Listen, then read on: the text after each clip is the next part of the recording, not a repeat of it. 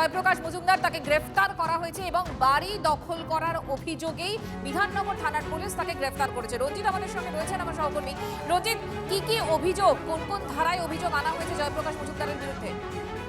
দেখুন, তৃণমূল কংগ্রেসের মুখপাত্র জয়প্রকাশ মজুমদারের বিরুদ্ধে মূলত হুমকি, শ্লীলতাহানি অভিযোগ দায়ের করা হয়েছে এবং বিধাননগর উত্তর থানার পুলিশ ইতিমধ্যেই তাকে গ্রেপ্তার করেছে। অভিযোগ যে বাড়ির মালকিন আরতি রায়চৌধুরী গত 14 বছর ধরে তৃণমূল কংগ্রেসের মুখপাত্র এই সল্টলেকের IA 337 বাড়িটি দখল করে রেখেছিলেন এবং বাড়ির মালকিন আরতি রায়চৌধুরীকে কোনো রকমের বাড়ির ভাড়া দিত না এই জয়প্রকাশ মজুমদার। বারংবার অভিযোগ করেও জয়প্রকাশ মজুমদারের বিরুদ্ধে কোনো রকম কিছু দায়ের করা হয়নি এবং আজ সবশেষে আজকে বাড়ির মালিক তিনি যখন বাড়ি ফেরত নেওয়ার জন্য জয়প্রকাশ মজুমদারের অফিসে আসেন, সেই সময় জয়প্রকাশ মজুমদারের সঙ্গে বাড়ির মালকিনের কথা কাটাকাটি হয় এবং সেই অভিযোগ করেন যে বাড়ির মালকিনকে জয়প্রকাশ মজুমদার মারধর করে, গায়ে হাত দেন এবং শ্লীলতাহানি করেন বলে অভিযোগ জয়প্রকাশ মজুমদারের বিরুদ্ধে। এরপরেই বাড়ির মালকিন বিধাননগর উত্তর থানায় অভিযোগ দায়ের করে। জয়প্রকাশ মজুমদারকে গ্রেফতার করে পুলিশ।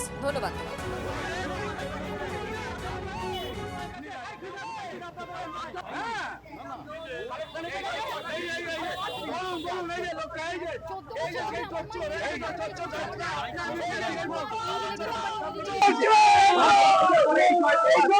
বারো বছর ধরে লোককে জ্বালিয়ে খাচ্ছে, বাড়ি থেকে বার করে দিয়ে সেই বাড়ি দখল করে বসে আছে। ও অনেক কষ্ট করে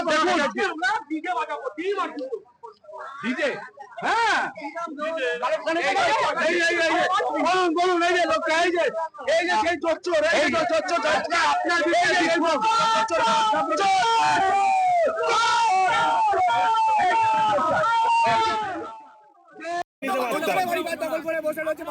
चाबी लेने का होता था कब ले लेता?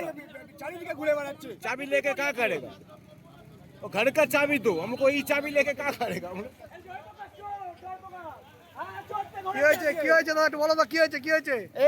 বাড়ি দখল করে বসে আছেন।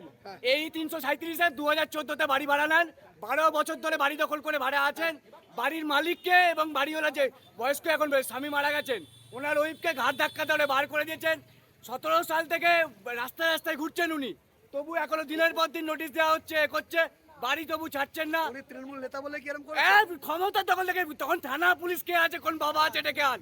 এই তো অফিসার ঘেঁটি ধরে বার করে দিয়েছে। এই হচ্ছে